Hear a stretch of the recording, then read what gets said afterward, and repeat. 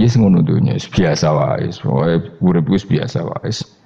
Maksudnya biasa wae penting saleh, di hati saleh, rezeki ya minallah. Pokoke taluk mek pangeran, ora usah sok suci, ora usah sok bener dhewe biasa wae. Dunya wis kabeh kersane napa? Pangeran. Ya sudah seperti ini.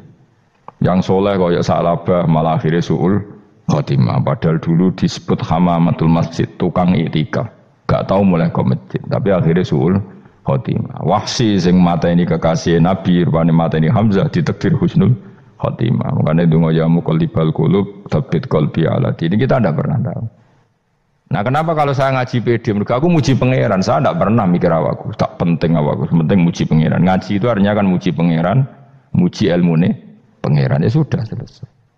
Itu aku itu dongo itu mikir awakmu dewi. Mulane dongo mbek ngaji ku derajate dhuwur ngaji, mergo ngaji muji pangeran, nak dongo mikir awake dewi. Makanya masyhur itu ada dua kelompok di masjid, yang satu diskusi halal haram, yang satu berdoa. Nah, terus Nabi keluar dari rumah berdiri sempat ragu, saya kemana? Terus akhirnya Nabi ngendikan mereka itu berdoa kalau Allah mengabulkan ya disembadani. Tapi mereka belajar halal haram. Itu perintahnya Allah, saya sebagai Nabi.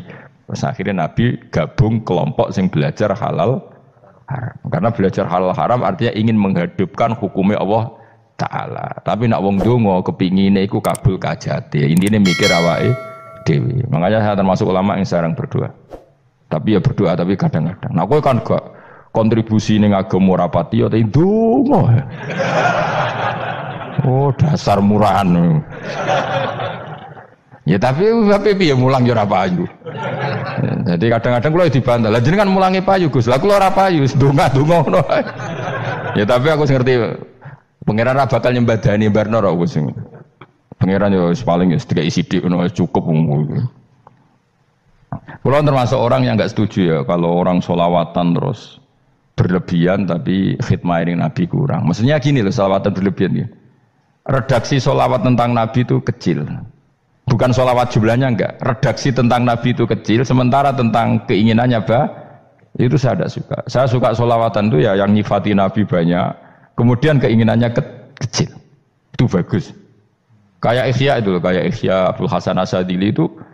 Kalau dongo itu jaluke mau swidik paling baris paling terakhir. Misalnya gini, nahmaduka ya man huwa la ilaha illa anta arrahmanur rahim itu langsung in sampai nyifati Allah itu 99. Buar ngono nganti berkuras-kuras. Lagi terakhir mau jaluk dongo sithik. Nah kowe kan enggak muni muji Allah mau basa-basi tok. Alhamdulillahirabbil alamin wassalatu wassalamu ala Muhammadin. Mau nggo syarat tok. Baru Allahumma inna nas'aluka nganti telung lari. Telung halaman. Tapi pas muji pangeran, alhamdulillahirabbil alamin wassalatu wassalamu ala Muhammadin. Bariku terus donga njaluk mapan, tolak buala. Yo wae. Mana jare pangeran, muji kekasihku suwidik dongane kecangkeman. Lah saya tuh gak suka jenis itu. Harusnya sholawatnya itu yang panjang. Maksudnya nyifati Nabi yang panjang. Baru mintanya sedikit. Itu bagus. Duwe akhlak. Makanya saya diantara sholawat yang senang itu sholawatnya Habib Ali Al-Habsyi yang ngarang Simtutura. Kalau beliau baca sholawat itu sholatan yattasilu biha ruhul musolli alaihi bi fayam basitu fi qalbi sirru nuri ta'aluki bi wa hubbi wa yuktabu biha bi inayatillahi ta'ala fi hisbi. Jadi dia baca sholawat itu, ya Allah berikan sholawat kepada kekasihmu Muhammad. Dengan sholawat ini rohnya saya, musolli itu rohnya saya yang membaca sholawat, bisa sambung dengan rohnya Rasulullah. Dan setelah sambung saya terhitung sebagai orang yang mencintai Rasulullah. Dan saya berharap dari cinta itu saya tertulis sebagai umatnya. Nah aku kan enggak mau sholawat itu mau, saya termasuk orang yang enggak saya loh ya. Tapi ya tetap baik dibanding nganggo primbon ya satu sholawatan ini.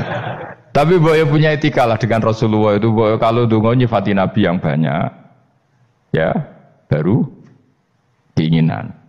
Kan banyak tuh sholawat yang seperti yang saya misalnya di kitabnya Sayyid Muhammad ada Allahumma sholli ala sayyidina Muhammad nuri kalam alladzi. Wah nyifati Nabi itu sampai panjang lebar baru menceritakan hajatnya. Kalau kamu kan enggak nyifati Nabi basa-basi, mau sidik mana?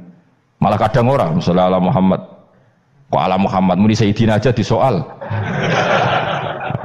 Misalnya terus bariku dongane apa? Panjang.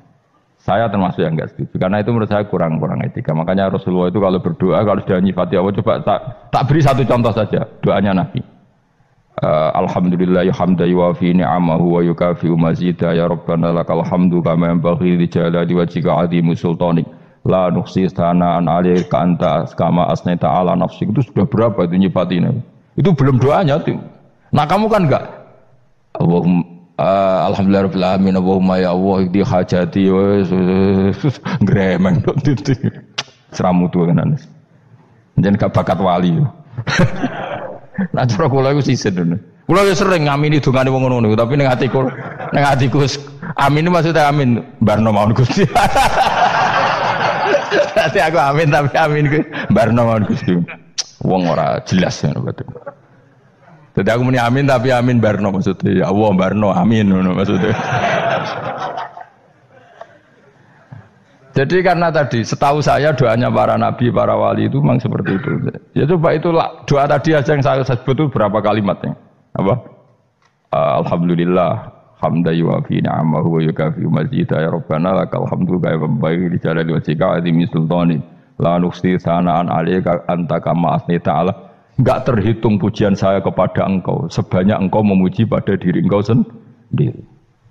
Allahumma inni a'udzu biridhoka min sakhatika fi mu'afatika min uqubatika wa bika minkal.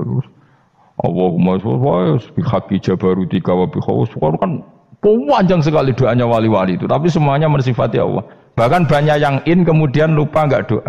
Coba haji, doa haji itu coba. Labbaik Allahumma labbaik la syarika lak innal hamda wa ni'mata laka wal mulka la syarika lak wa ni'mat itu kan labbaik saya siap melaksanakan perintahmu ya Allah sa'dik engkau yang punya pujian engkau la syarika lak itu malah enggak ada jarang malah ada doanya itu kalimatnya talbiyah semua Allahumma antal azil akram itu sudah seperti itu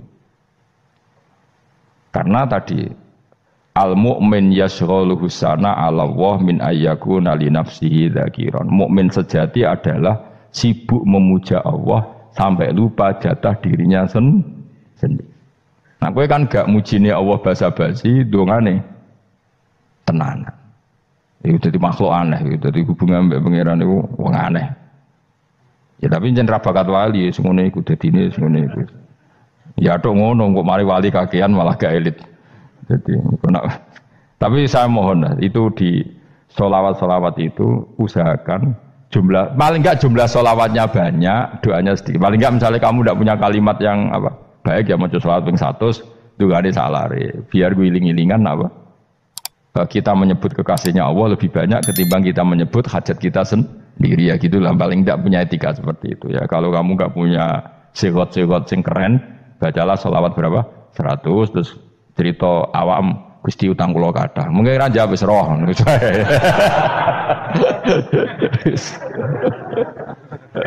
Tapi kan kita menyebut kekasihnya sampai 100 nyebut utang bisa. No cowok nyebut kekasih bisa nyebut utangnya 100. Berarti yang nak ditakoki pangeran, kowe nyebut kekasih wong pira pisan, nyebut utang 100 dasar rayu utang nomor kan. Ya ada, saya termasuk orang yang nggak setuju tadi. Jadi kalau redaksi sholawat cari yang mujinya Nabi lebih lebih banyak. Karena itu nanti lebih diridhoi Allah Taala. Coba Allah sendiri kalau nyebut nabinya itu hitung saja. Laqad ja'akum rasulun min anfusikum. Jadi rasulun min anfusikum seorang rasul yang sejenis dengan kamu.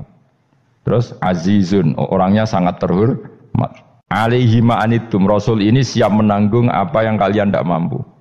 Kowe ra bakat mlebu swarga baru kaya syafaate Nabi akhirnya mlebu swarga. Kowe ra kelar korban Nabi tahu mengorbankan kita semua. Dokha Rasulullah bikabsaini terus hada an ahli wa hada amman lam yudokhi min mati. Jenenge alihima anittum. Nabi menanggung apa yang kalian berat. Azizun Nabi itu ali terus harisun alaikum. Nabi sangat berkomitmen menyelamatkan kalian. Haris itu keinginan yang berlebihan itu jenenge apa? Haris, kiai kuno namanya ini ngungseng, keinginan yang over. Nabi itu sangat berkeinginan kita ini maslahat. Terus bil mukminina raufur. Allah yang super saja, kalau nyebut nabinya nyifati sebanyak itu. Ada ayat lagi misalnya, Rabbana wab'ats fihim rasulam minhum yatlu alaihim ayatika. Muhammad itu siapa? Seorang rasul yang membacakan ayat-ayat Allah. Wa yu'allimuhum, seorang rasul yang mengajari mereka alkitab wal hikmah. Wa yuzakkihim, seorang rasul yang membersihkan akhlak-akhlak kita. Jadi artinya Allah punya tradisi kalau nyifati rasul itu banyak. Juga nyifati orang-orang sekeliling rasul. Makanya menurut saya mazhab Syiah itu enggak pas.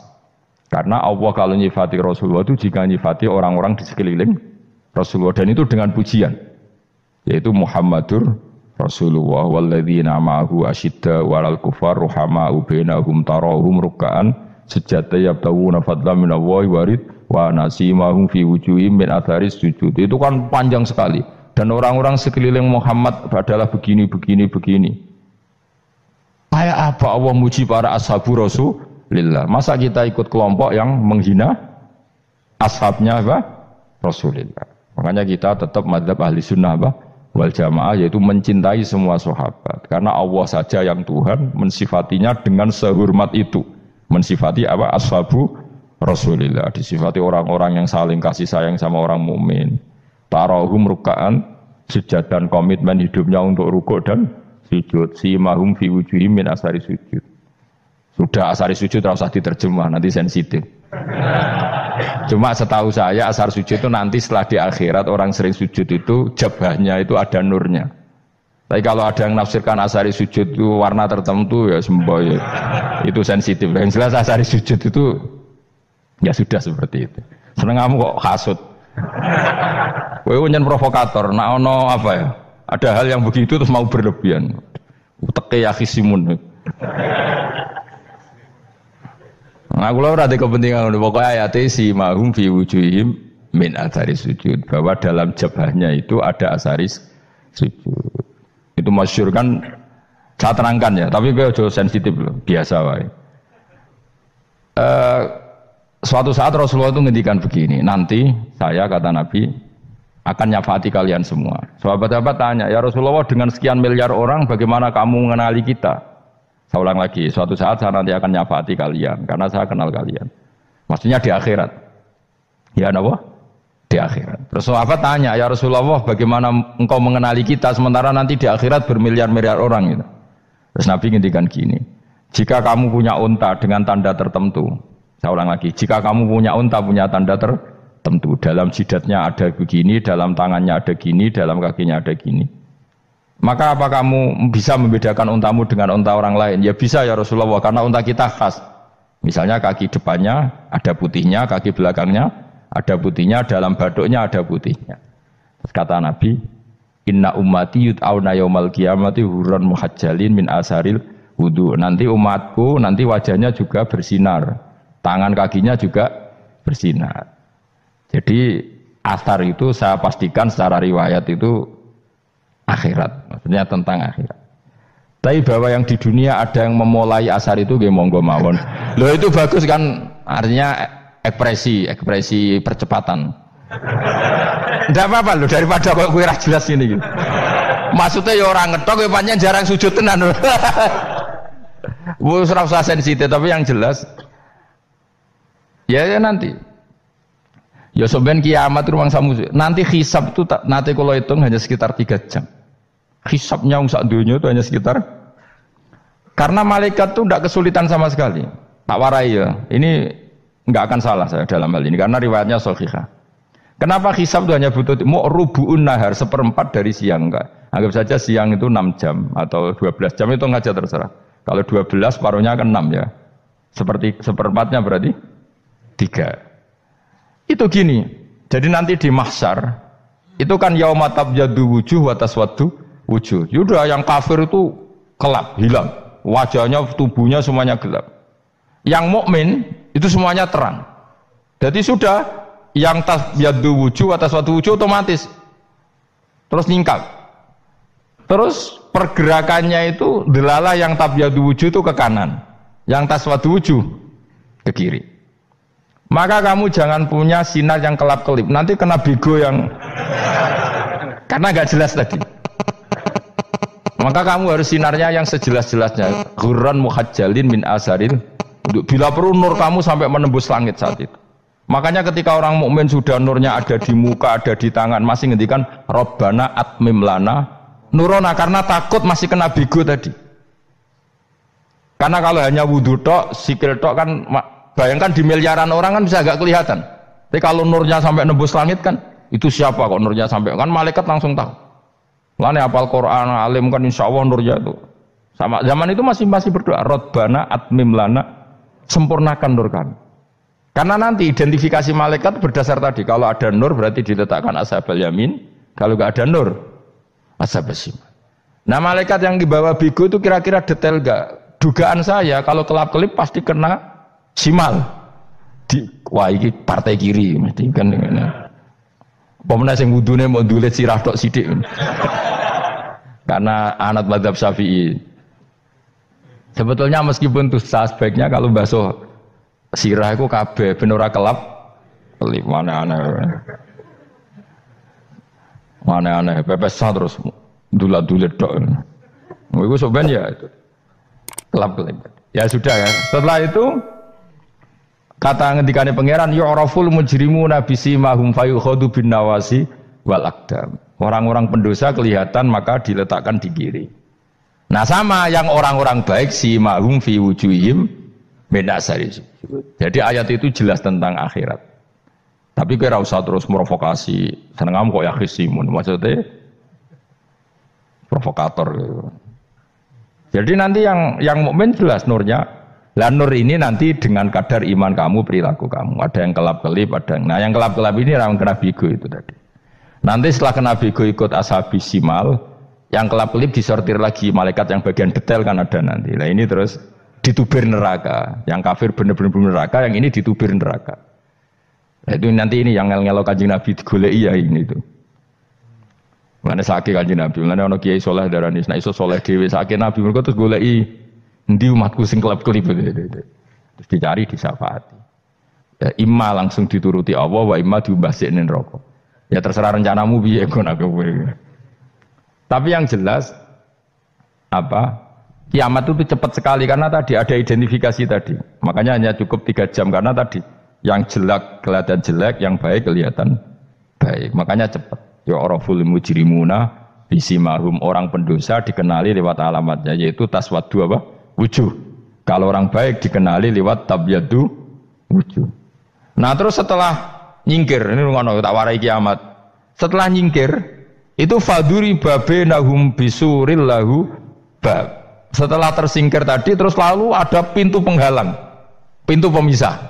Nah pintu pemisah tadi yang sisi kanan langsung jadi surga, yang sisi kiri jadi neraka. Itu disebut faduri babenahum bisuril lahu bab batinu fi rahmatu wa dhahiruhu min qibalihil adzab. Yang pintu arah kanan otomatis wilayah surga, yang pintu kiri otomatis wilayah neraka.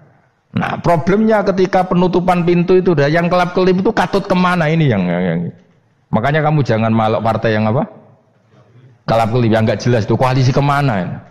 Kalau partai besar kan iso nyalon presiden, partai kecil ini kan ikut mana ini kan sing sak ngisore 1%, 2% ini kan repot. Loh, coba misalnya nur kamu 2%, berarti gelap kamu kan 98%. Kira-kira malaikat mengkategorikan kemana coba? Ayo jawab. Gelap. Loh, kode semangat Pak. Padahal itu bagian dari kamu.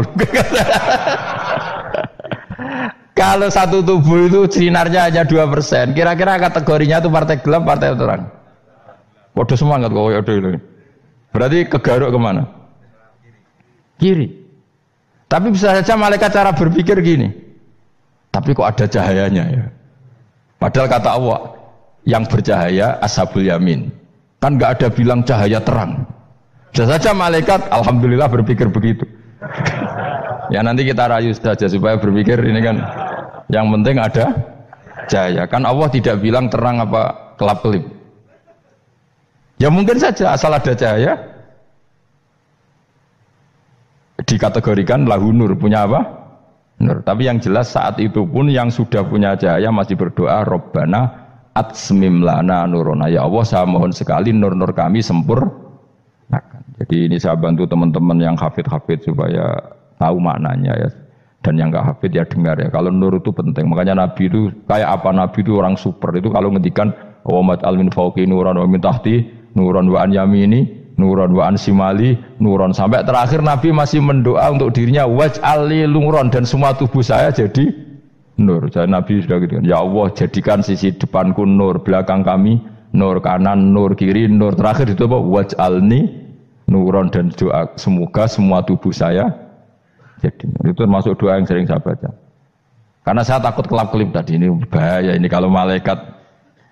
Saya tidak tahu cara berpikir malaikat tadi. Apa ngitung 98% maka dikategorikan apa? Gelap. Apa dihitung nurnya saja? Wong instruksinya Allah kan yang ada nur ashabul yamin. Meskipun kelap-kelip kan punya nur. Saya tidak tahu nanti ikut 2% ikut mana kalau di partai koalisi itu. Ya ikut yang menang biasanya, ikut yang apa? Ya paham ya, makanya saya mohon kalau wudhu itu usahakan sempurna, terutama wudhu sholat. Kalau nggak wudhu sholat itu sebaiknya nggak sempurna, supaya ada bedanya wudhu sholat sama wudhu tidak sholat. Rasulullah itu masyhur gitu ya. Rasulullah itu kadang tawaddu'a wudhu'an khafifan, wudhu yang sederhana, yaitu hanya sekali-sekali dan tidak sempurna. Ketika ditanya as-sholat ya Rasulullah, tidak. Misalnya saya habis makan, mau tidur, biasanya ya wudhu, tapi tentu tidak perlu sesempurna kayak wudhu sholat, biar ada bedanya. Rasulullah juga gitu, beberapa kali beliau wudhu, tapi tidak sesempurna wudhunya untuk sholat. Masyhur itu di riwayat tawaddu'a wudhu'an khafifan duna wudhu'ihi lis sholat. Tapi kalau wudhu untuk sholat asbaghal wudhu, menyempurnakan wudhu. Jadi supaya ada bedanya wudhu sholat dan wudhu tidak sholat. Saya gak wong sore iso ngaji podo kabeh. Abu Bakar ya gitu. Ana wong poso sunat kok nyediakno buka dimarahin. Istrinya pernah nyediakan buka beliau untuk puasa sunat. Itu embernya dipecahi Abu Bakar. Ditanya, kenapa gitu? Apakah kamu akan menyaingi Ramadan? Jadi gak boleh memperlakukan puasa sunat kayak Ramadan. Dia biasa saja kalau puasa sunat wah buka kolak apa. Ramadannya ya iri tuh, ini gimana kok saya disaingi ini. Jadi kabeh itu ada proporsinya, ada apa? Makanya megang Quran ya wudu, megang wudu. Nah, kabeh gitaran terus wudu, pengiran tersinggung. Piye kok menyekel gitar wudu? Jadi gak boleh kebaikan disaingi itu juga gak boleh. Bapak gue sergap wudu sampai nyekel gitar. Untuk Quran tersinggung, wah semen ibu gak sembunyi kan. Malaikat panitia kan ya tersinggung. Kabeh itu kan ada proporsinya, apa? Ada proporsinya. Itu hebatnya Rasulullah. Jadi kalau beliau wudu, bahkan wudu itu wudu li sholat sama tidak sholat itu. Misalnya sholat sunat itu kamu mampu ngadeg boleh nggak duduk? Boleh. Kalau sholat fardu nggak boleh, biar ada bedanya. Fardu itu spesial, nggak boleh, harus berdiri. Kalau sunat pun harus berdiri. Fardu tersinggung, iya sunat kok nyaingi aku kan gitu. Ya makanya sholat fardu wajib berdiri ya. Sholat sunat boleh duduk meskipun mampu loh ya. Nggak boleh sama. Sholat sunat pun harus berdiri. Berarti ada sunat menyaingi fardu. Ya jelas ya, jadi aturan main itu harus jelas, nggak boleh. Makanya Abu Bakar itu nggak mau kalau ada orang puasa sunat kemudian apa? Abdullah bin Mas'ud lebih parah, dia itu tukang nyuwepeng orang yang selalu sholat duha. Makanya saya itu duha itu jarang, karena takut kena sweepingnya siapa? Abdullah bin Mas'ud. Itu ada orang khusyuk tiap hari duha, diswepeng sama dia. Apakah kamu menjadikan sholat ini jadi fardu? Kok buat lakoni bedino? Awas nampak lakoni bedino. Daerah akhir duha dilakoni bedino. Perkara ini butuh duit. Itu kalau zaman Abdul Mas'ud kena sweeping apa? Karena berarti menandingi fardu. Yes, biar usah anut ilmu ku bahaya itu di sensitif. Cuma ini kan ilmu tetap tak utarakan. Biar kamu tahu, nggak boleh fardu disaingi itu nggak. Coba kan banyak ketentuannya tadi. Contoh paling gampang itu apa? Kalau sholat fardu boleh, nggak boleh apa? Duduk. Sholat sunat boleh duduk. Sholat sunat boleh di kendaraan sesuai jalannya kendaraan. Ainama tawajjahat bi rohilatu. Kalau sholat fardu, kalau kamu naik unta harus turun untuk memastikan di kiblat. Jadi banyak sholat sunat kamu dalam keadaan najis sudah tidak boleh dilakukan. Kalau sholat fardu, karena saking pentingnya fardu, meskipun dalam keadaan najis ya menemukan alat sesuci harus tetap sholat. Jenenge sholat dihormatil waktu, karena nggak boleh fardu ditinggalkan. Meskipun nanti harus iadah, Karena nggak boleh mengalahkan fardu meskipun itu oleh najis. Jadi misalnya kamu pergi hanya bawa satu celana, kemudian di terminal atau apa kena najis, kena uyah sampean misalnya, kamu harus tetap wudu dan sholat. Karena nggak boleh fardu ditinggalkan. Meskipun nanti harus dah karena sholat kamu tidak sempurna. Dalam keadaan celana kamu najis, boleh nggak sholat sunat? Oh nggak boleh. Karena kalau fardu itu darurat memang sesuatu yang harus maka dilakukan. Tapi kalau kamu dalam keadaan nggak suci, nggak boleh melakukan sholat apa? Sunat. Karena fardu itu spesial apa? Spesial. Bukan kalau terus nongin. Wamtazul yauma ayyuhal mujrimun. Ya, jadi orang mujrimun harus terpisah dari orang apa? Mukmin. Dan yang keharusan itu ketika di surga. Tapi kalau di dunia ya boleh muamalah boleh. Ya muamalah yang halal maksudnya. Infaridu tegese misau sira kabeh ana mukminin sing pira-pira mukmin indakhtilatihim. Nalikane campure kufar utawa al mujrimin bi iklan al mukminin. Utawa rujuke balik boten napa. Maksudnya rujuke dua awale iki sami indakhtilatihim mukminin bi iklan kufar utawa kufar ning mukminin. Alam ahad ilaikum ya bani Adam. Alam ahad ana ta ora merentahno ingsun ilaikum maring sira kabeh. Amurkum tegese ana ta ora merentahno ingsun kum ing sira kabeh ya bani Adam ya bani Adam. Ala lisani rusuli ing atase lisane para utusan-utusan ingsun. Bukankah saya telah merintahkan kamu wahai bani Adam Allah ta'budu setan. Yen ora menghamba sira kabeh as-setan ing setan. Ngendikane pangeran kowe ijek kanut setan cek nemen nih. Bukankah sudah saya perintahkan kamu tidak boleh diperbudak napa setan. Maknane la tuti tegese aja taat sira kabeh ing setan. Inna sak temene setan laku maring sira kabeh aduun musuh mubinun kang jelas. Bayinul adawati banget musuhane. Lah setan musuhmu kok malah mbok nut bocah kok sarap ngono. Karuan musuh kok di nut. Anut ya pangeran mergo Allah wali fid dunya wal akhirah. Wa ani buduni lan yen to nyembah sira kabeh ni ingsun. Wa anestune kelakuan budu nyembah sira kabeh ni ingsun wahidu tegese nglakoni tauhid sira kabeh. To mengesakno sira kabeh ni ingsun.